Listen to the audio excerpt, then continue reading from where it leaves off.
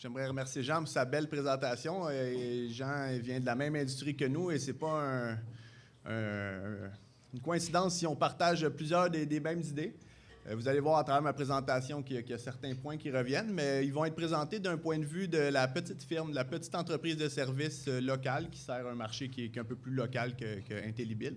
Donc, ça va vous permettre de vous resituer dans le temps, peut-être, je l'espère, et voir qu'est-ce qu'il y a pour vous dans cette nouvelle industrie-là. Donc, la présentation va se dérouler en 8 points. Je vais d'abord parler des objectifs de la rencontre, essayer de vous présenter c'est quoi mon but en venant ici aujourd'hui. Je vais vous présenter notre industrie québécoise, surtout québécoise en un clin d'œil, voir quels sont les obstacles, pourquoi on a de la misère à s'implanter. On a répondu dans la période de questions comme quoi que l'industrie québécoise avait pris un retard considérable, non seulement par rapport au Canada, mais aussi par rapport au reste du monde.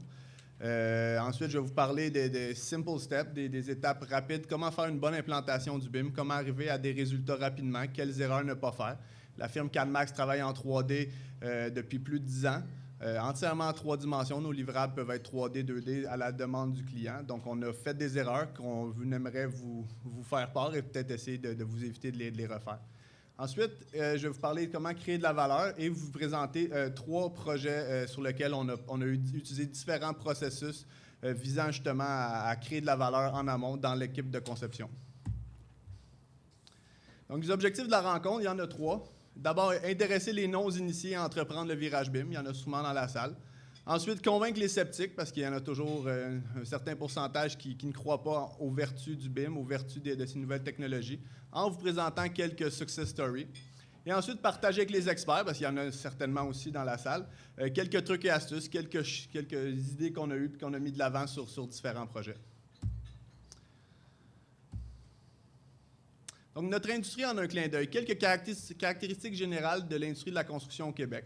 Ça représente 9 ou à peu près des poussières du PIB québécois.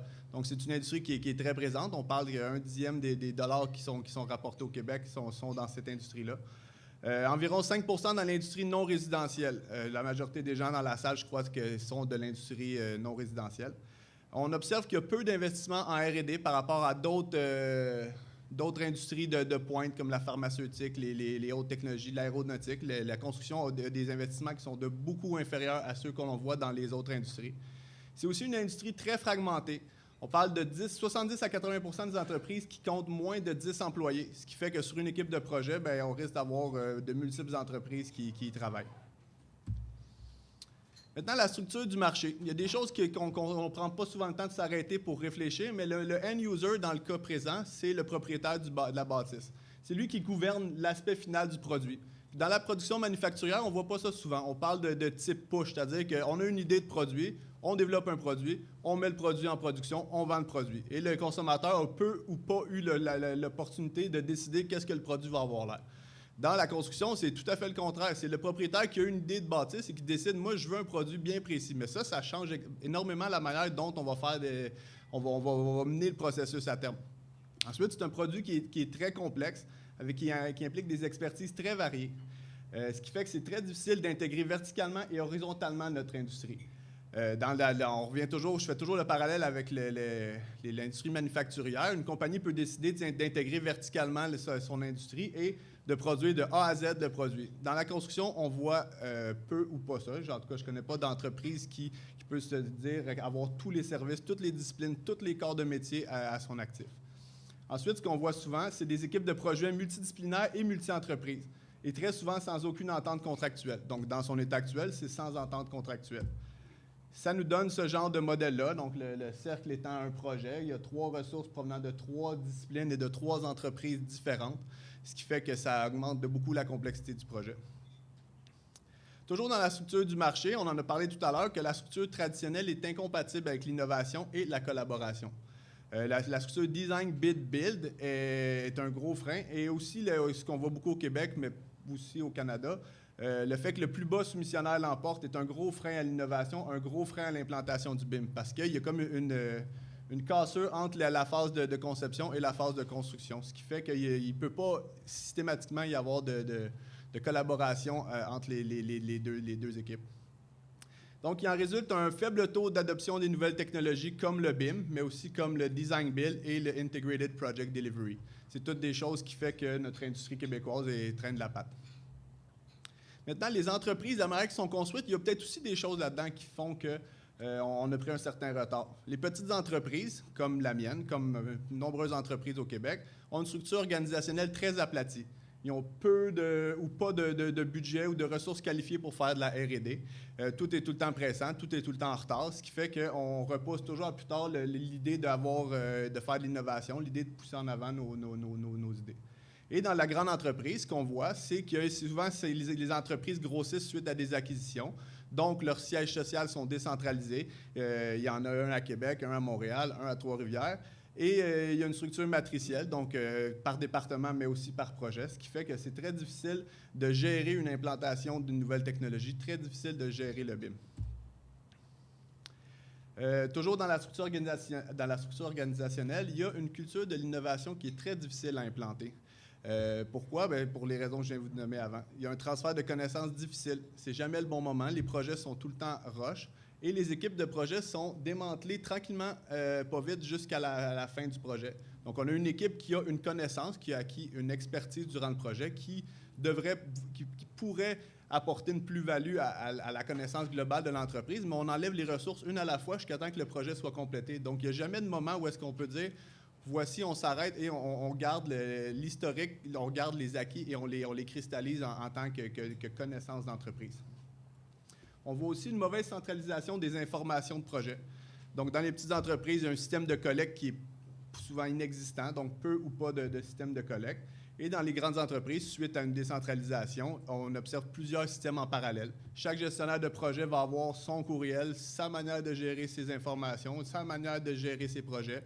Ce qui fait que ça devient très difficile d'avoir une solution qui est globale à l'entreprise.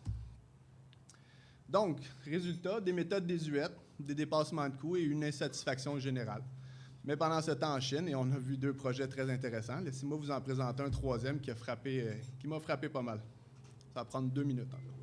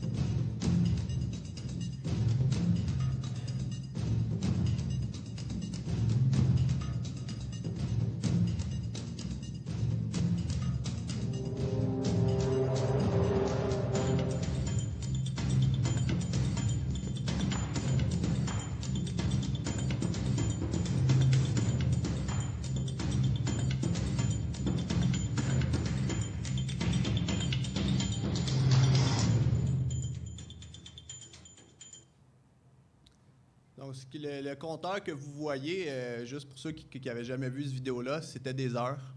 Donc, 360 heures pour ériger un building de 30 étages.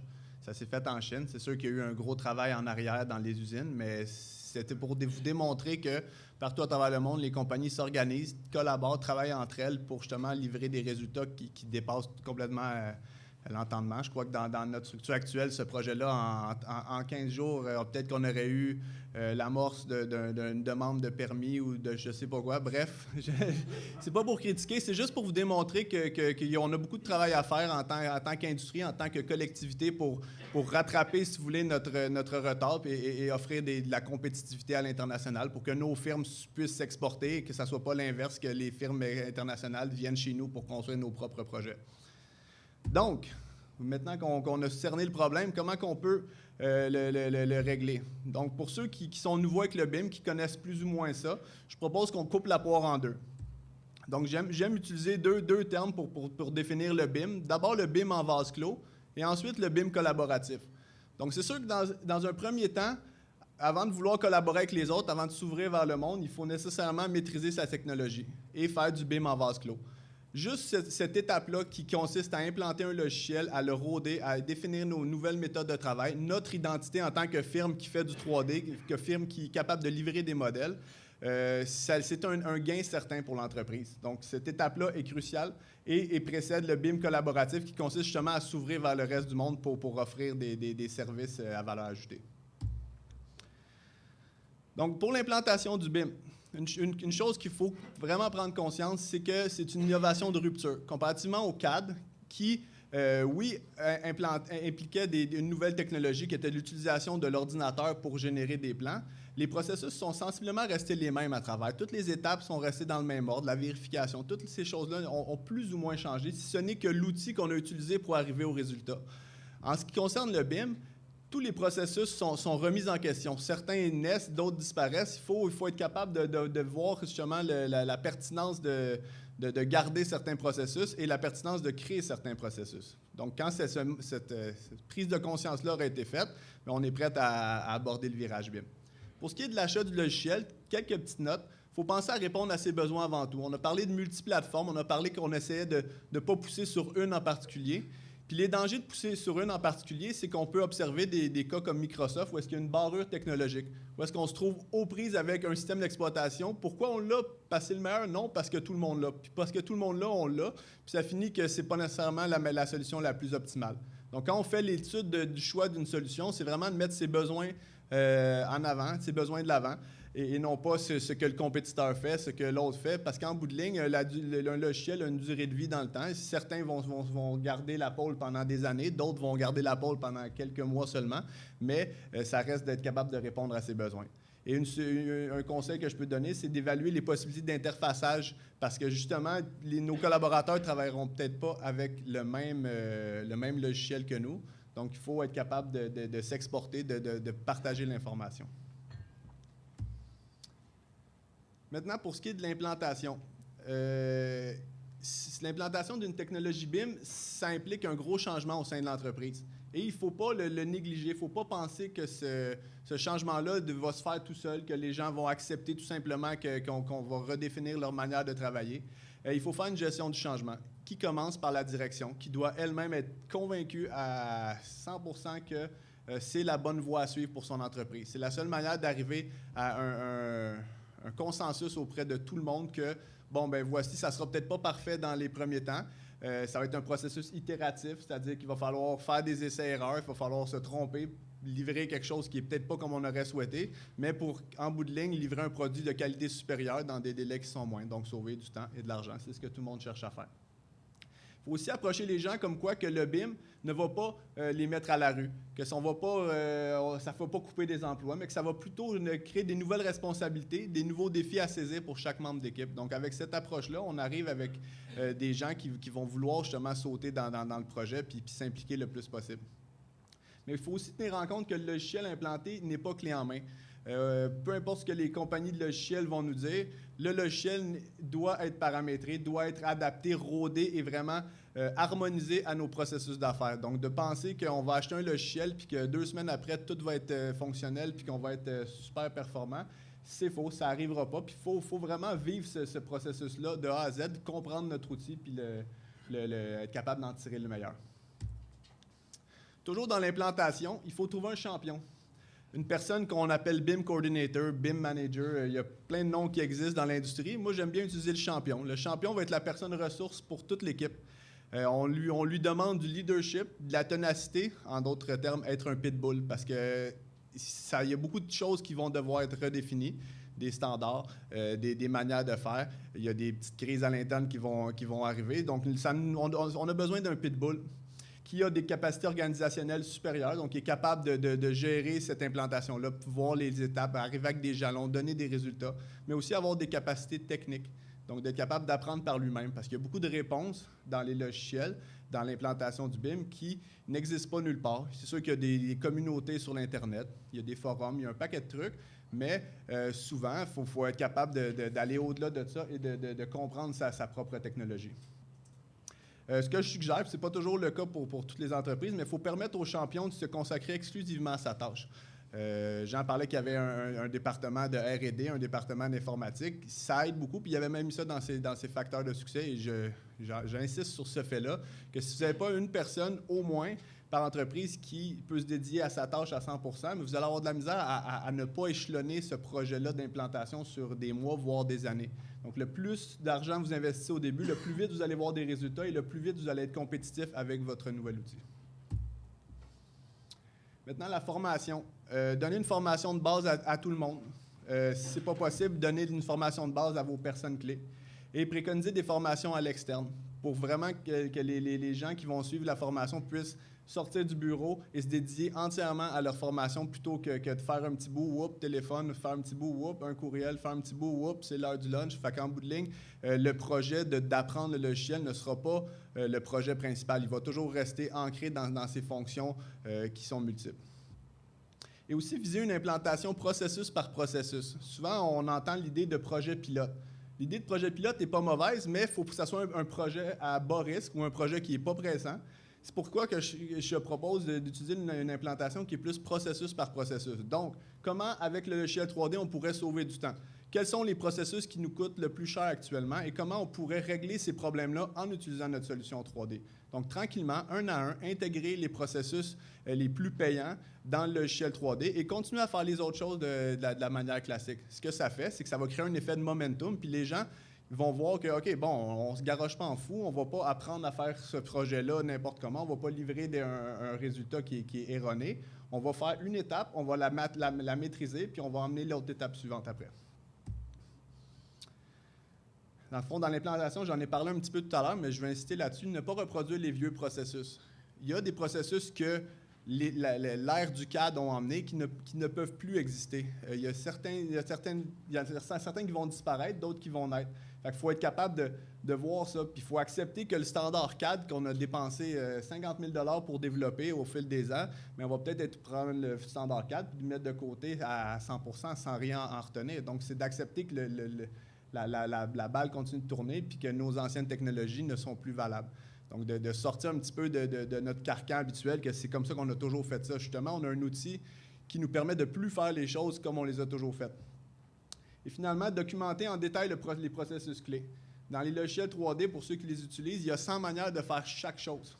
100 manières, c'est peut-être un peu exagéré, mais il y a de multiples manières de faire chaque chose.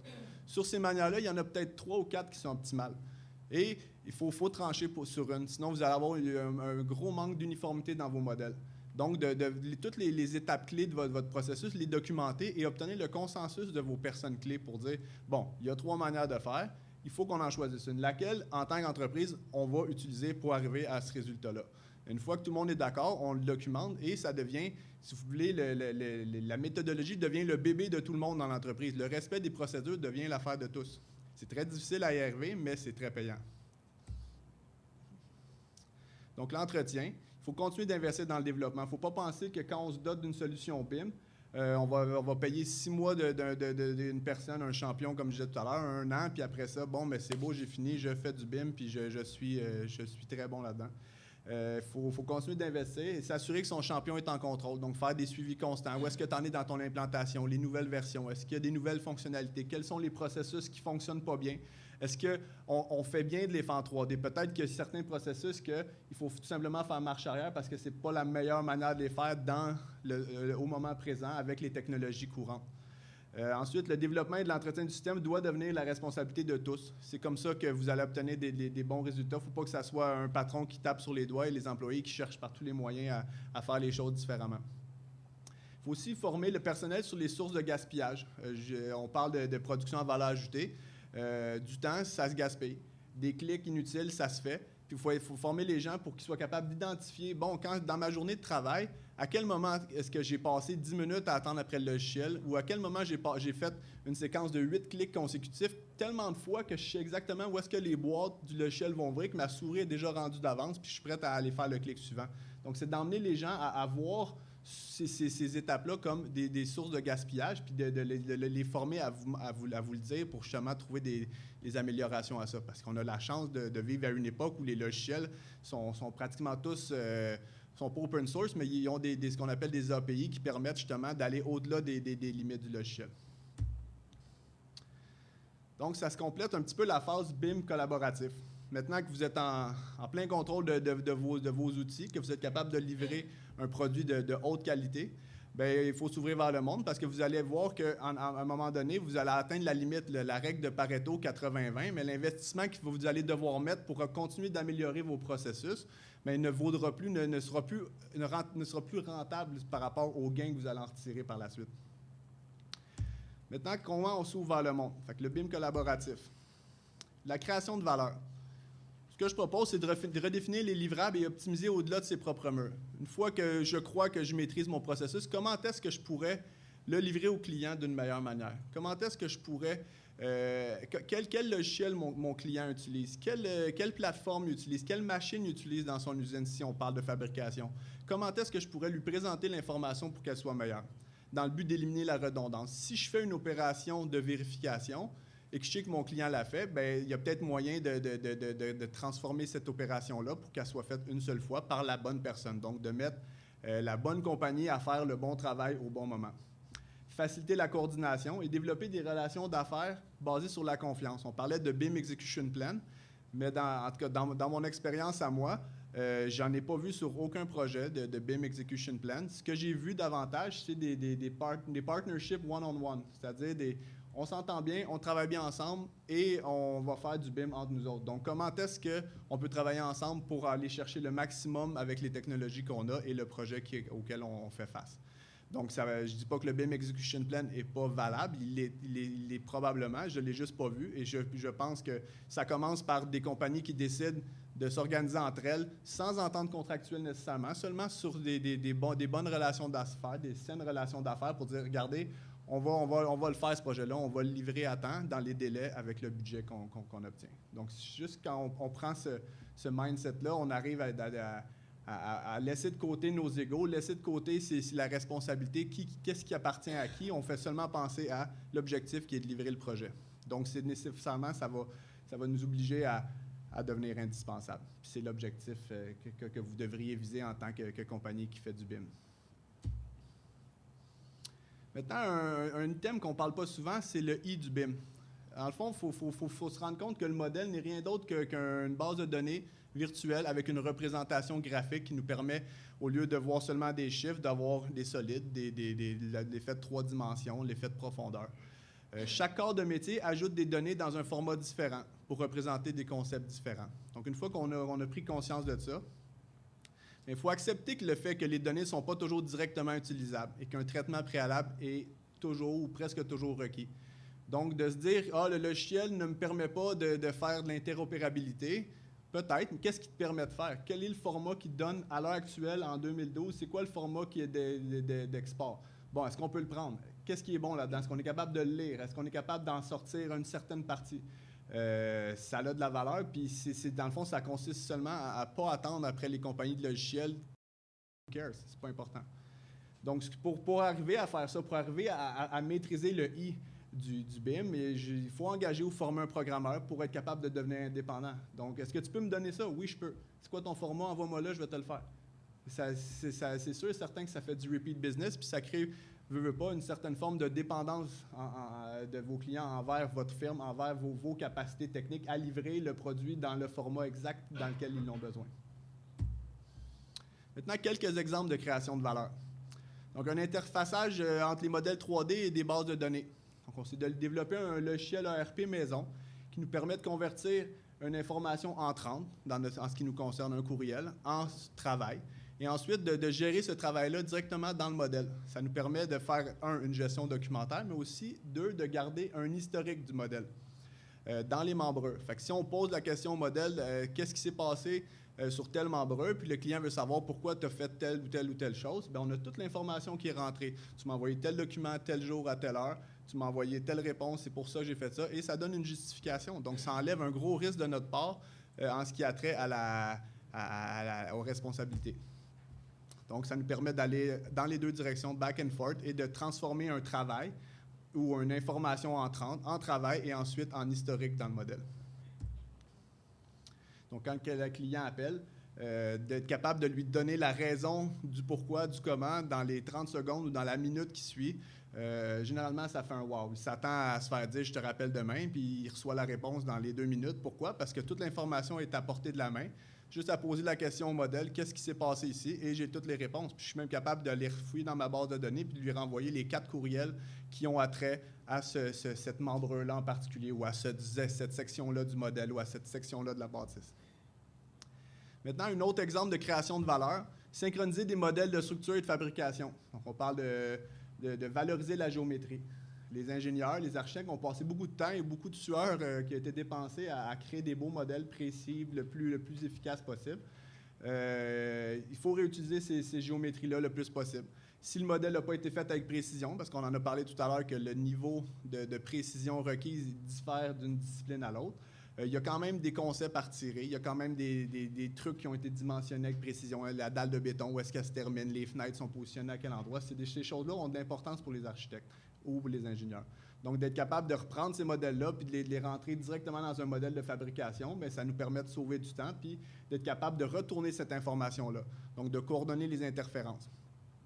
Ça nous permet de partager des attributs de coordination. Donc, je disais que dans nos modèles, il y a de l'information temporelle, de l'information de coordination, mais si on est capable de la retourner au client pour que lui puisse la voir, puisse en prendre connaissance, ça a une très grande valeur, puis il est capable justement d'en retirer le maximum.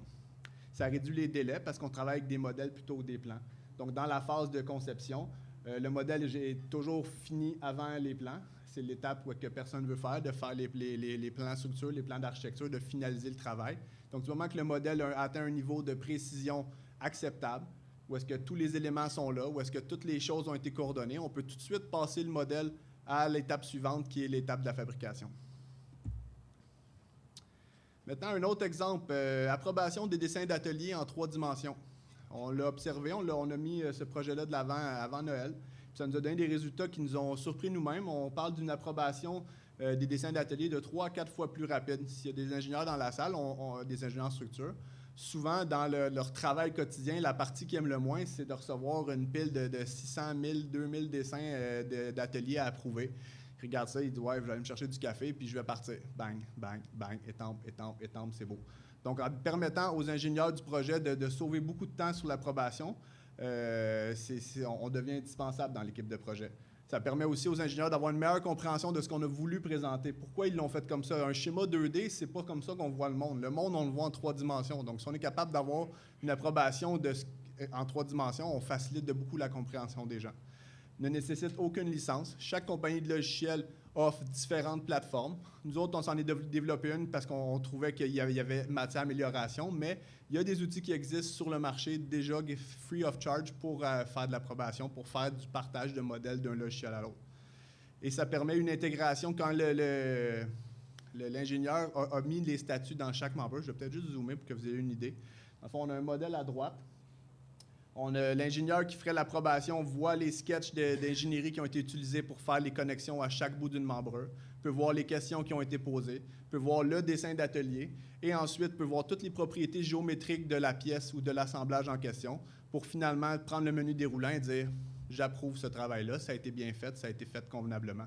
Mais le fait de changer les menus, il peut me renvoyer le résultat de son approbation et moi, directement, je peux l'intégrer dans mes modèles. Donc, plutôt que de recevoir une pile de 1000, 2000, 3000 dessins approuvés, je reçois un fichier qui fait à peu près 1 meg que je fais import dans mon modèle, puis tous les membrures peuvent se colorer selon le code d'approbation qui a été utilisé pour le projet.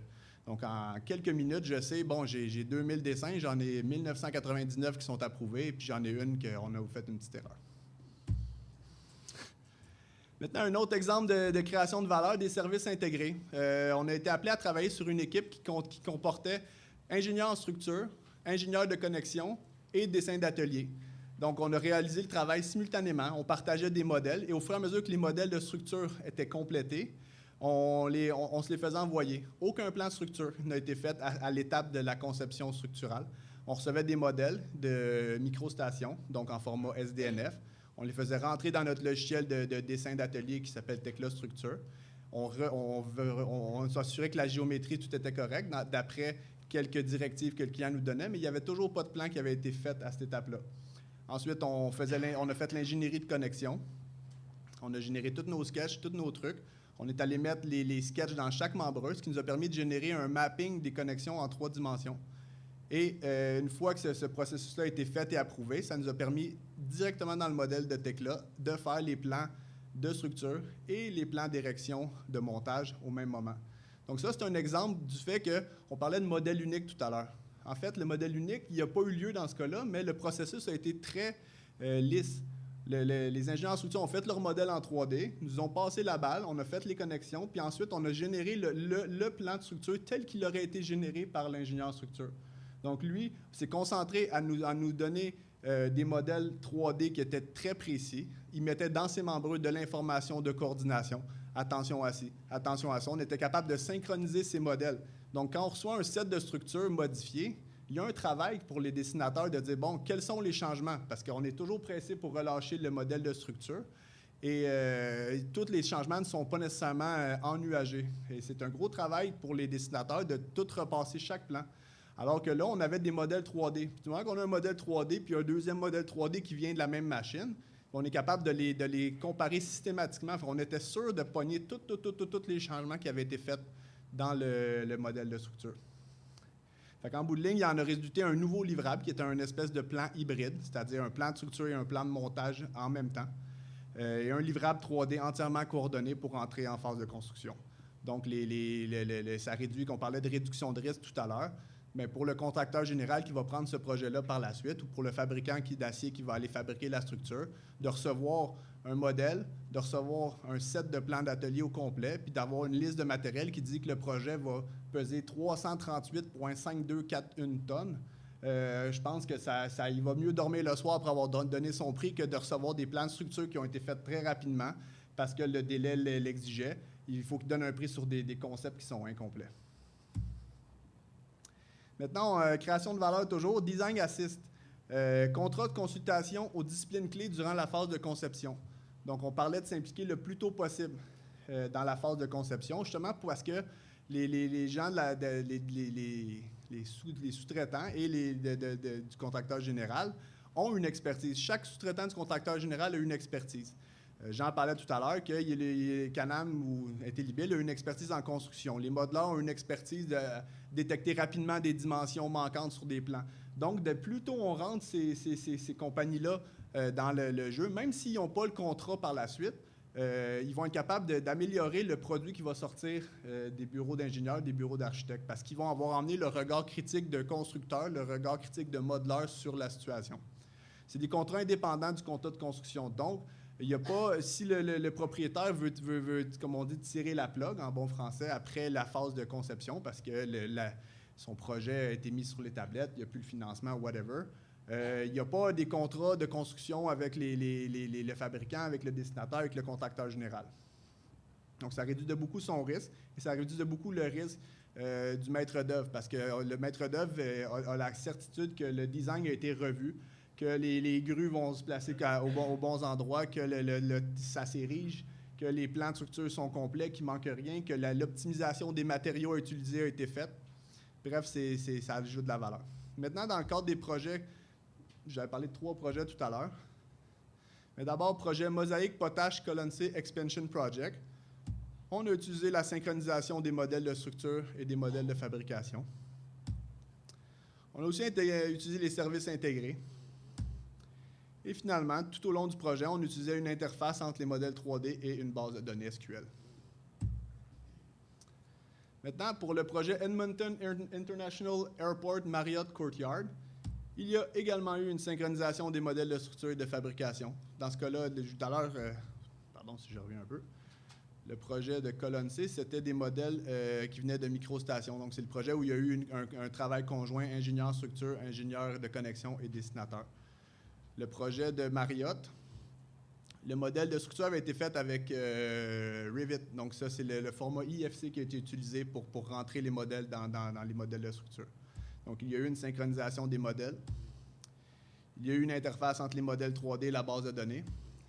Et dans ce cas-là, il y a eu un design assist. Et ce n'est pas nous qui avons été engagés dans ce cas-là pour donner notre expertise, mais bien le fabricant d'acier, qui est un fabricant de l'Ouest canadien, qui a été emmené à la table très tôt pour dire, bon, est-ce que les matériaux sont les bons? Est-ce que le choix des membrures est optimal? Est-ce que ça va se fabriquer rapidement? Et on obtient des résultats en termes de constructabilité qui sont remarquables pour ce projet-là.